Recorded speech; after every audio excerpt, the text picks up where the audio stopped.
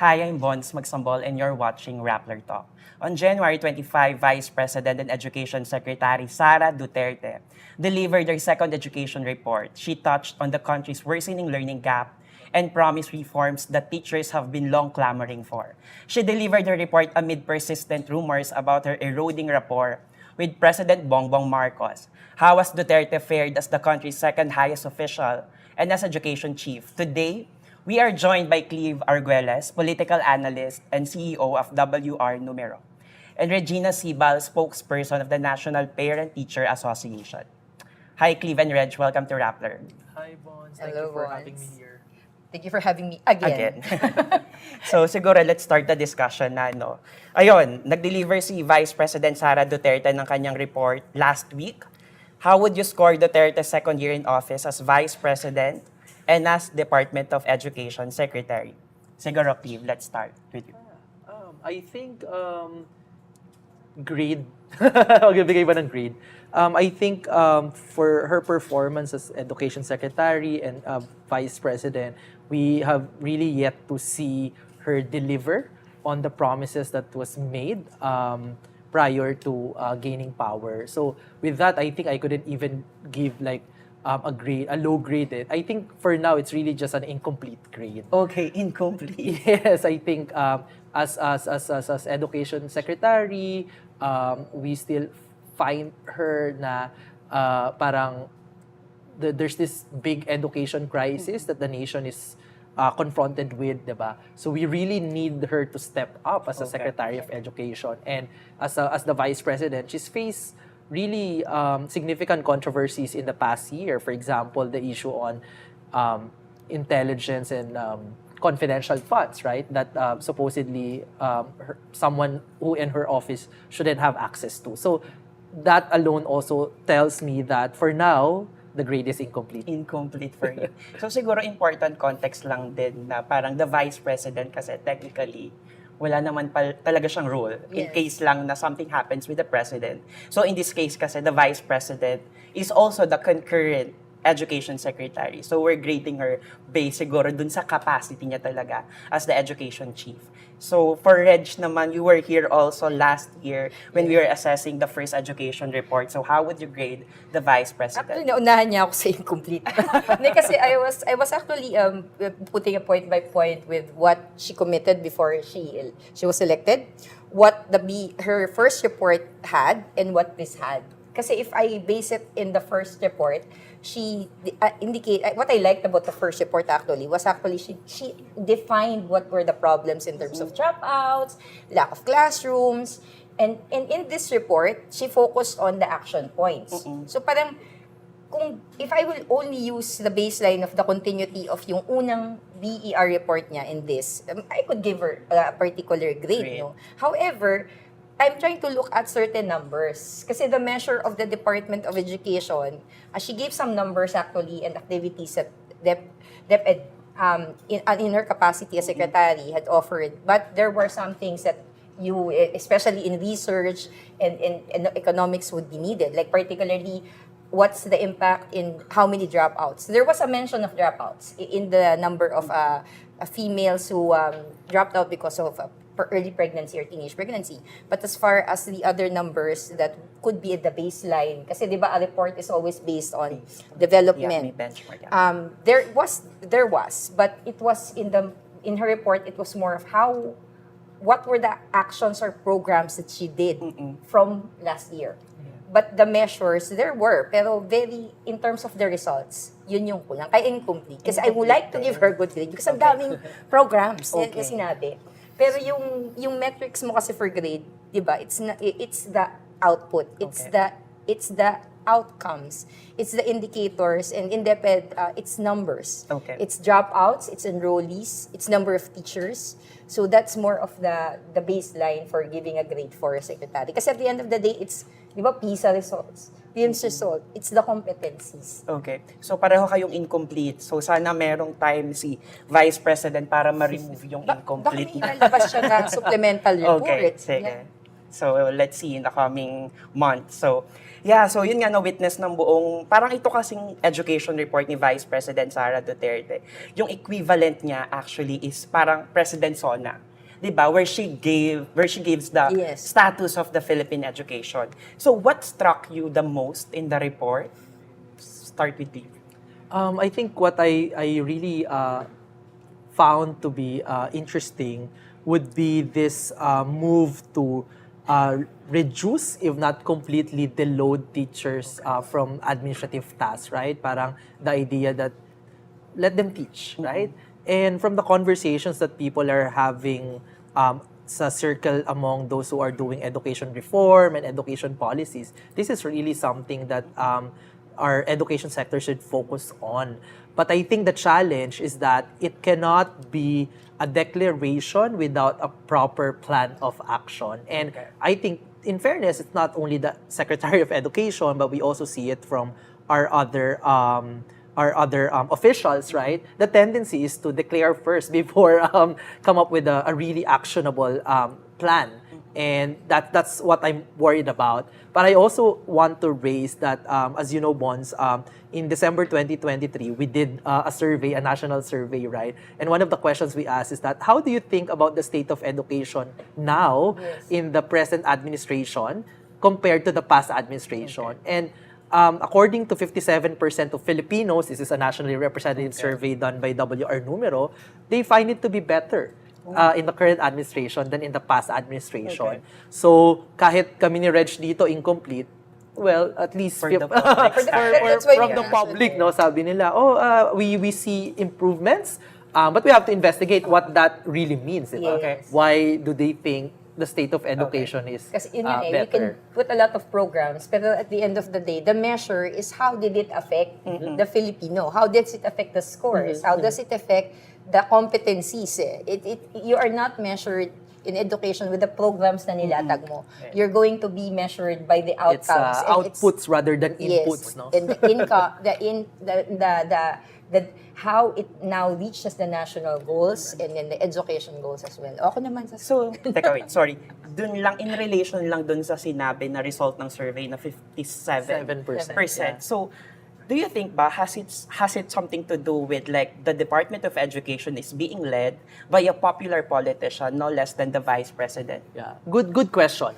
I think I have I'm not, I'm not really sure. I think one explanation is that the department is being led by arguably a popular vice president. Okay. Di ba?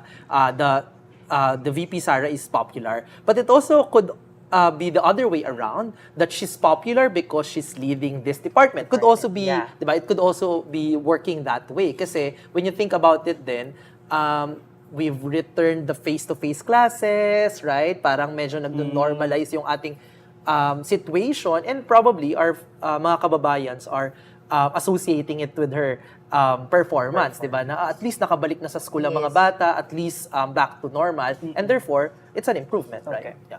Siguro, ayun, balik tayo doon. Ano yung naman nag-struck sa'yo doon? kasi there are two key things that really struck me. Kasi if I go back to the first BER, yung report niya last year, and this one, para siyang hindi siya discorded, para siyang continuation of that.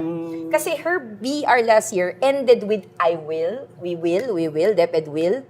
And if you monitor all the will statements there, yung mga kinumit niya, I will remove the admin load of the teacher, I will apply for a standard for the pay that they have, for overtime.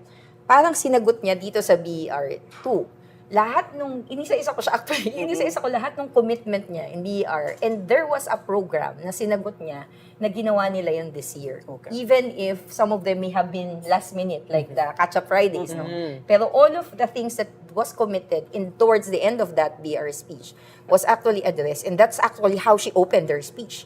That we did this, we did the psychosocial, we did the things that she mentioned, the last mile schools, everything was actually addressed in this. Kaya nga sabi ko, ang hirap magbigay ng grade. Kasi technically, kung gagamitin mo yung metrics na sinabi niyang gagawin niya last year, they found a way to make it happen this year.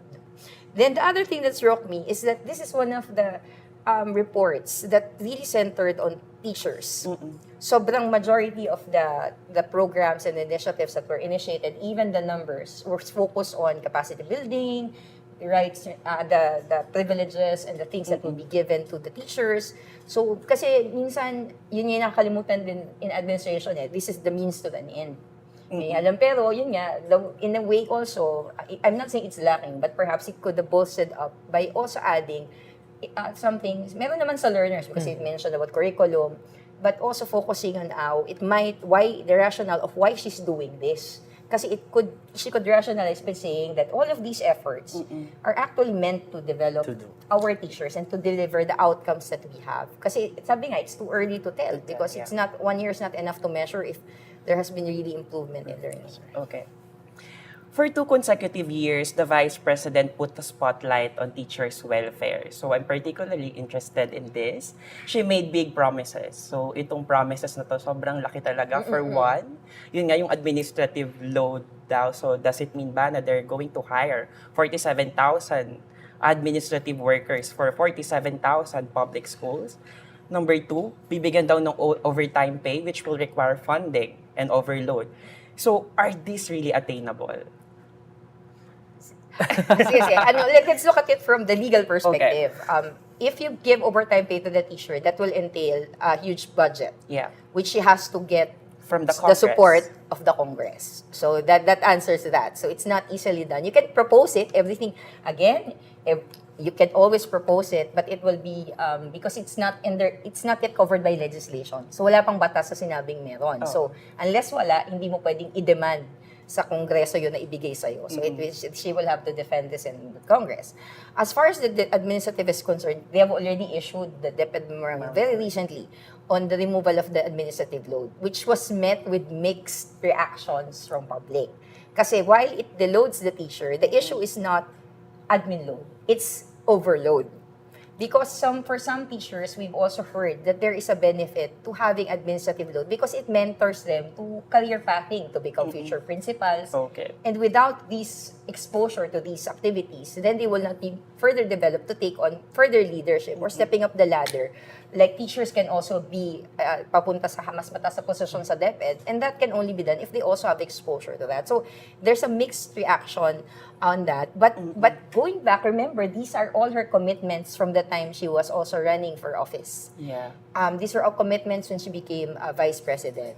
So she's trying to move, parang ang ano niya is using, and she's a woman at that, no? She's imposing her being VP, and that also comes to her advantage because one of the things she mentioned in the report was how she was able to collaborate with the DPWH, no? And that positioning of a VP can be used to also reach out to the other government offices to make things happen. So she has that advantage, having had being the second highest ranking official in the land.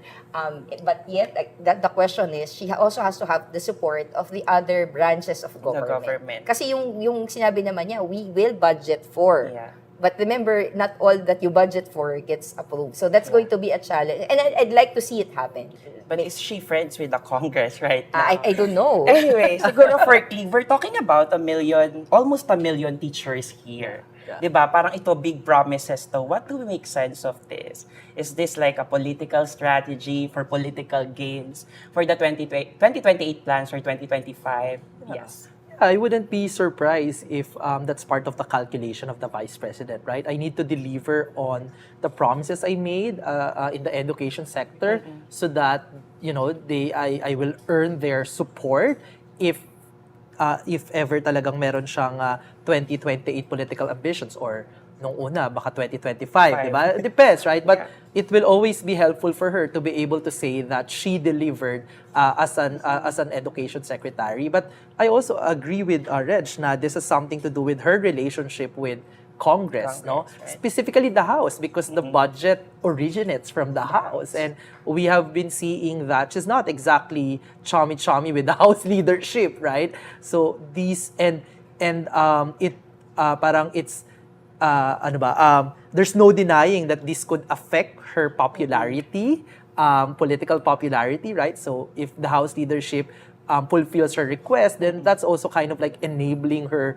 popularity. I'm not sure if they have appetite for that to happen, no?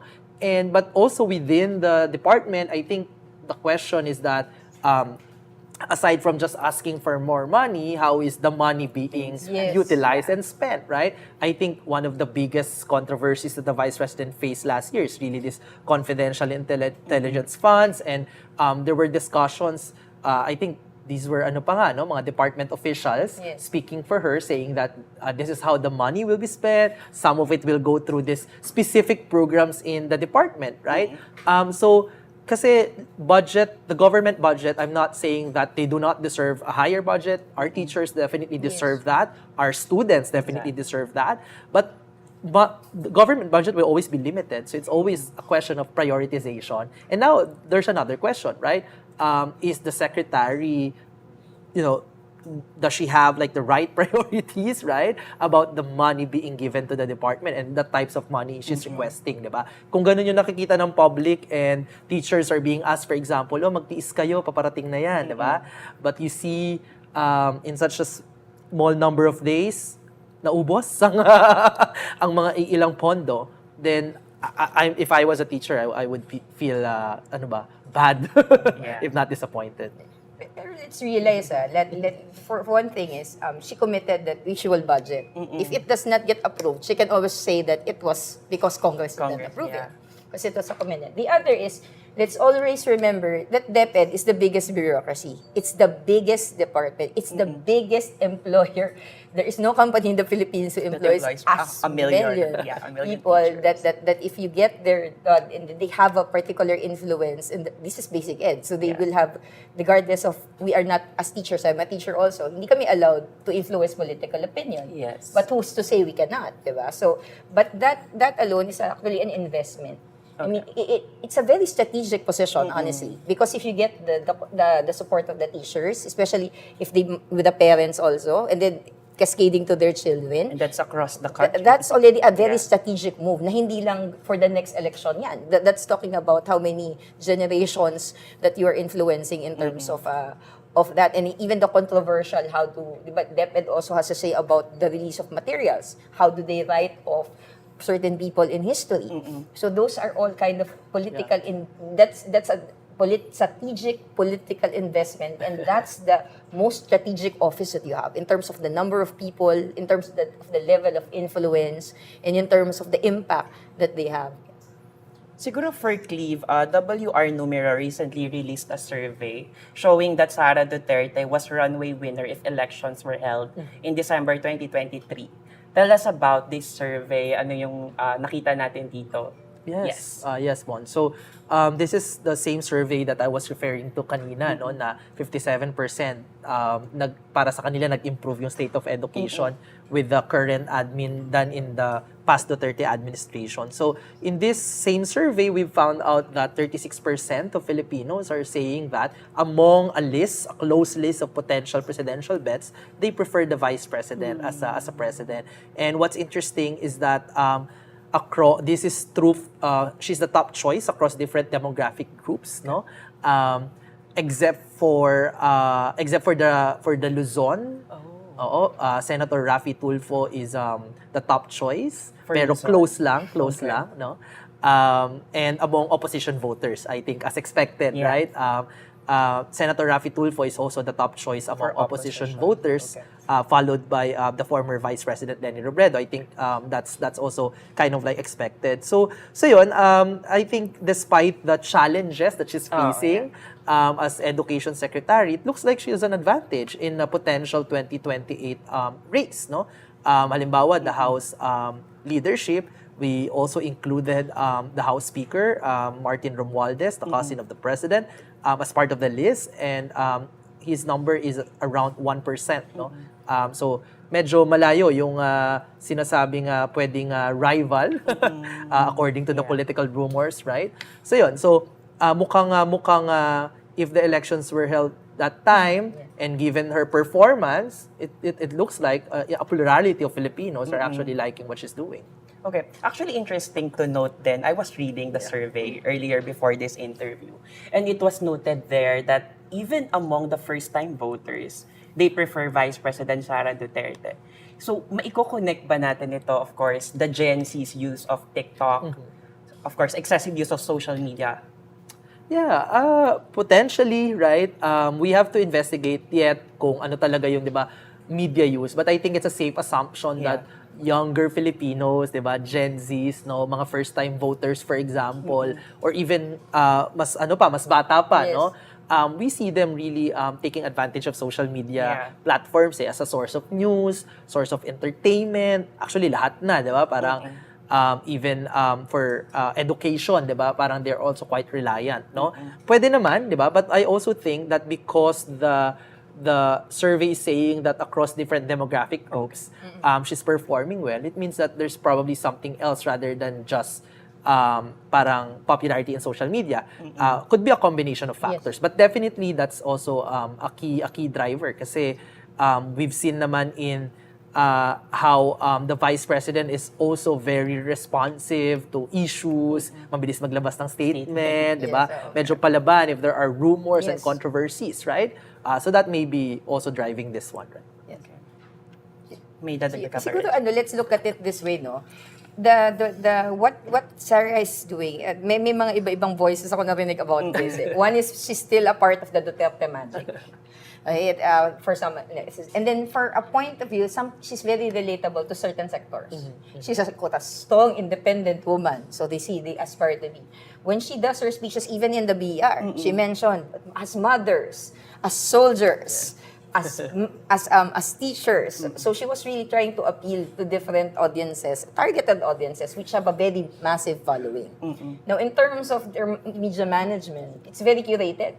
She sabi nga niya, addresses issues easily, and then hindi siya yung kumbaga dun sa, let's use the term, hindi siya patola in the term na parang very defensive in a certain way. She tries to answer parang very short, concise, effectively, para less said, less issue. So that kind of becomes appealing also to certain people na she knows, kasi that sense of a vibe that she knows what she's doing. Yeah. And she parang, and that parang yun nga, parang the way she approaches it, ito yung kinumit ko, ginawa ko yan. Parang sinasabi, she can deliver because of those kind of, how she presents herself as well. So I think there are a lot of factors also that puts it, and siguro let's admit it, no, the popularity will also be based on the question. Filipinos tend to think, if she is not the one who becomes, then who will be?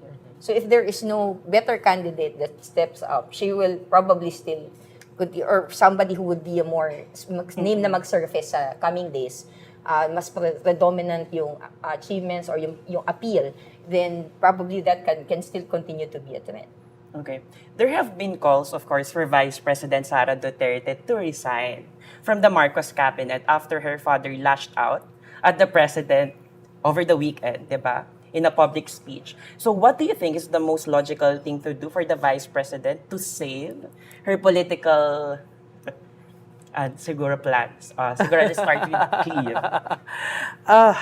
I think, I understand why people would think that it's probably time for her to leave the cabinet, right? But as always, it's the prerogative of the president, diba? Because siya ay alter ego ng president as education secretary. So my thinking here is that I think the more interesting question is, why is the president still keeping her? Yes, keeping. She still enjoys the confidence, the trust, and the support of the president after all everything that's happening, right? And I think this is the paradox, kind of like the paradox of the unit team. They are starting to really dislike each other, but they also know that they need each other, right? Because divided, it will just be an opening to their enemies, right? To their political rivals, right?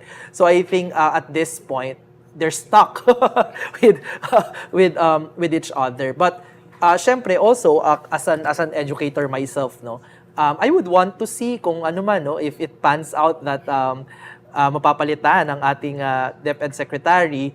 I hope that there will be an educator or someone who's really an expert in education. We are in the middle of education crisis. Our students are not in the best shape in terms of learning, in their health also. So it's a very big and complex issue that will define the future of our country, diba? In the coming years, no, in the long run. And I'm not sure if there is an option and definitely there are better options. I would want the education department to be headed by someone who really knows the job. Yeah.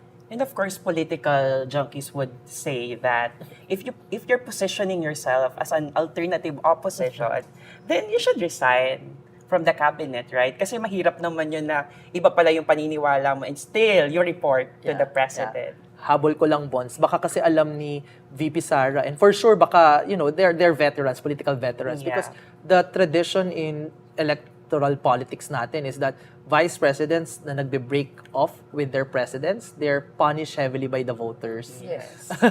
Because they don't like it when the vice president is not cooperating with the president. So I'm sure that's part of the calculation. Yes. No? Kahit gusto nang maging alternative opposition, medyo Tinitimpla niya pa. Oo, or pwedeng di ba? Ano na lang, pakapala na lang muna. I'll stay here as long as I could. Okay, may dadagdag ka ba doon? Hindi, siguro yun yan. Let's consider that she always says she's her own person. So, kumbaga, she carries the name, but it doesn't necessarily mean she may carry the same ideas. Okay. And then the second is, yes, there are clamors from others, pero there's also question of, rally pa ba to? Kudeta, the Filipino people may be afraid to go in that direction already. Parang nauubos yung time and energy. And we just came from a pandemic where we're like stuck, and then we suddenly ask for a stoppage of a lot of things. So for now, what she's doing, if you observe it, she's always giving credit to the president. From the BRs or the things she say, we thank the president for his support. And then the president in the same way compliments her, di ba? Even in the BER, after niya magsalita, the president said, I commend you, I appreciate the effort. So, as we mentioned, similar to that, they kind of compliment each other para to show, parang in the opportunities that they can, they show support. So, if that suddenly happened, that's a dangerous move. Kasi baka matag siya na, bakit napaka-plastic mo, di ba? Bakit dun sa BR mo, dun sa EDP mo, attribute mo sa president, tapos biglang you suddenly over, yan, di ba? Parang and the Filipinos do not look nicely on those kind of political decisions. And, also, what we also know about vice presidents, kasi nga, concurrent in our politics, talaga yan either you get sidelined or you fight like hell to keep your influence inside the administration. So I wouldn't be surprised, diba, if VP Sara would insist, no, I want to be in diba? I want to be in the cabinet. I don't want to lose my influence. And kasi pagka wala ka sa cabinet, what do you do as a vice president, right? And what power, what resources do you have access to? You suddenly lose all of that as well. And siguro ito for Cleve, last week, what do we make of Duterte declaring running for elections in 2025, where in fact, her term as vice president ends in 2028? So, what do we make of this statement or pronouncement from the vice president? Yeah, I think for the Dutertes, unfortunately, talk is cheap. So I think she's just playing with us, no? She's playing with the public and probably trying to play with our imagination, right? I don't think it makes sense for her to go back to, I don't know, like Davao City or run as senator. It wouldn't be the first naman, to be fair, diba? But also, parang she has a good shot in like 2028. The numbers are telling us that, no? And I think given the background of the Duterte family na medyo makulit when it comes to making public declaration statements, this could just be a case of that. Yeah. Okay. Pero siguro important to note then the case of former Vice President Jejo Marbinay, who was then leading the surveys. But diba, he became the target of attacks. Yeah. So, come elections, wala na. Bad numbers niya. What we call the curse of the vice president, diba? Always Pero ang difference kasi nito, the position that she holds right now is already a very popular position. Yes, exactly. Tapos remember, anong office of government, laging may announcement, suspension, bagay yan. Ano yung may announcement about every year may it's really a very popular position. Kasi, the declaration kind of sends a lot of people into limbo. Kasi una, baka, di ba may chismis before no election that if Marcos wins, sharing of office, di ba kalahati? There were rumors of that. And then currently, there are surfacing issues about charter change. So some people are now asking, is that declaration an assurance that charter change will happen in that year? So, of course, that puts into question a lot of things. But nothing is cast in stone. I mean, especially in Philippine politics, di ba? Walang kasiguraduhan. And for now, maybe statements are just statements, but who knows? We really don't know. So siguro ito for Reg, if Duterte, kasi parang tinitingnan natin na baka ayaw kapit muna si VP sa kanyang DepEd secretary position. But if Duterte will continue her role as the education chief, what does she need to do to make a dent in addressing the learning problems? I think, because she's a very action-driven person, may times, although that is not really a bad thing, no? Pero there are times that perhaps there is a need to consult massively on policies that would impact and how they would impact really the ground. Na sometimes, yun nga, because prior to being a cabinet secretary, she was a mayor. So the way she handles things, leadership-wise, is how it is operated at the local government unit. But that's a very completely different ballgame in the national level, where really consultation with different sectors of society, especially how diverse yung Pilipinas. So that consultation would really be of help to her in her decision-making. And also making sure that these really impact the changes. And of course, because let's go back to the BER, it's despite how many activities or programs you put in place, it's what you are targeting that will result from this. For now, what we're just seeing is the teacher well-being. But the next question would be probably for the next BER, how does this now translate to the learning competencies and the learning? Because she's seeing the teachers as a means to an end. But at the end, remember, but you will measure what are the outcomes, what's the particular things in the learner. So it's a good step to really invest on the teachers. But moving forward, what is ang question ko din dyan sa teachers is, ano yung magiging kapalit? Kasi kung binabaan mo ang load ng teacher, dapat aware din yung teachers that ang kapalit nung pagtanggal ng admin mode mo is mas gumaling ang estudyante mo. So it's not just going to be a challenge for her, because she should have emphasized also that there are trade-offs to the things that are being put in place. And like what he said, also consider the other impact to the other offices of government, because any piso lang ang idagdag mo sa sweldo ng teacher and how many teachers times how many months already creates a big impact in terms of the national budget. Okay. In fact, I will build on what Reg was talking about. Diba, the problems of our education sector, it's really huge, right? It demands strong, creative leadership. And if the Vice President is staying, I think she's very well placed to.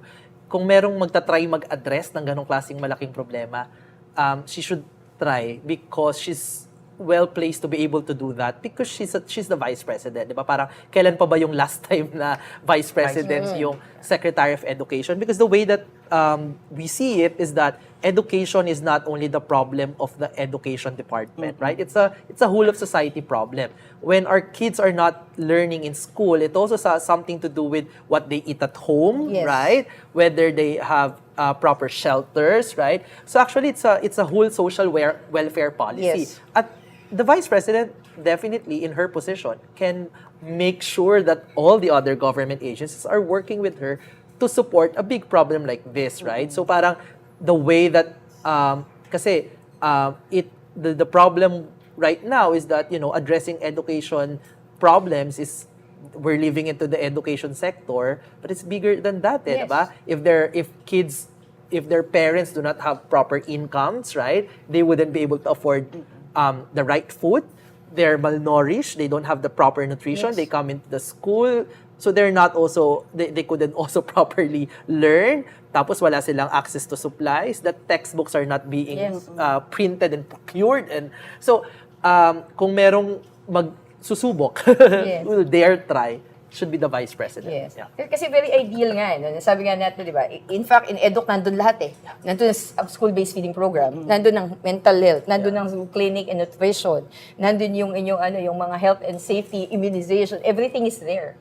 And in fact, she's in a very good position as VP to coordinate kanyan, sabi ni PWH, the transport sector, how does they also make sure that the kids go to school in time? With the DOH on how the health programs can be reached at school. Kasi remember, even the other governments of office go to DepEd to make sure the activities are delivered for, not just for campaigning, but all the campaigning their programs, but also delivering the services are actually course to the schools. Yes. Election lang eh. The election, even the school, the health in the municipalities, everything goes to the school system. So that's a very good vantage point for her. And it has to be a two-way street. If she's being tabbed by the other governments of government, sabi niya, then go and then work with them also. And that will make the programs more successful. Kasi hindi naman lahat ng problem ngayon masosolve in her administration. And I doubt that it can be solved in any administration. Yeah. But to maximize all the resources that you have, to leverage your popularity, to leverage your influence both for the masses and the other government offices. If she's able to maximize that, then who knows, diba? That might be a very good point for improving the education system. Not just the academic deliverables, pero yung mga health and nutrition, the well-being deliverables, the nation building that she always mentions in her speeches as well. Pero yun nga, that, again, at the end of the day, it's about the outcomes that would be resulting from the programs that she puts in. Okay, so it's been an interesting discussion with the both of you. To wrap up our discussion, what do you make of this political gulo involving the Vice President? Will this worsen the situation at the Department of Education? Cleve, let's start. That's really actually one of my worries, no? Kasi, syempre, we can look at it from the perspective na, oh, this is exciting, di ba? We're watching this showdown between these two powerful political dynasties. But both have big responsibilities. So, for example, the Vice President, parang isang araw lang sigurong malingat siya. That's a day already wasted that can define the next few years of how our students will fare. So, big responsibility. So, now that she's in this political fight, no, hindi naman imposible na her mental load, diba, is also being divided, right? Her time and kind of like her attention, no? So it's not an ideal scenario that she's in this position, right? But I also understand because she's the vice president, alangan ng mga she's being pushed to the corner tapos she doesn't respond, right? It's understandable her family, kagaya nga ng sinabi niya, her brothers are just retaliating for her kasi she's being humiliated at the national stage, right? But yeah, I think more and more we will see the more like political and partisan side of the vice president kasi magta 2025 and going to 2025, the other question as well is that will there be a single administration ticket or baka may sariling ticket si Vice President Sara? So paano na yung kanyang mga DepEd deliverables kung mga kampanya pala siya ng, but that's almost like a year of, I mean, the official campaign period is shorter, but that's like a year of campaigning all throughout the country, right? So may mga ganyang questions, but unfortunately, if we look at ano bang scenario, it looks like yun yung mga mangyayari, di ba? Rather than the ideal situation. Reg, yeah, it's amazing to look at Philippine politics kasi that already shows us the color of how anything can happen. I mean, one thing happens, the next day iba na ang political climate. I think what she's doing right, for one thing, is already parang she's trying to make her, parang she's not trying to be influenced by her father, by the other people. She wants to make her own, and nobody even knows what is her solid plan. I mean, even for running for vice president, that was done last minute. Everybody was speculating. In the same way, what's happening right now.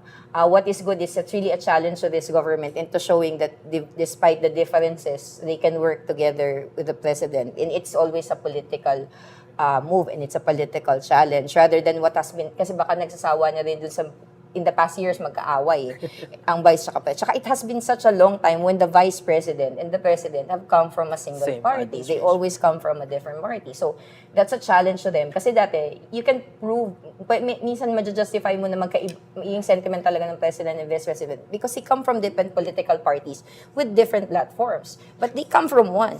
So parang it's going to be, if it goes in that direction, then that will be kind of, they will be questioned for their unity declaration.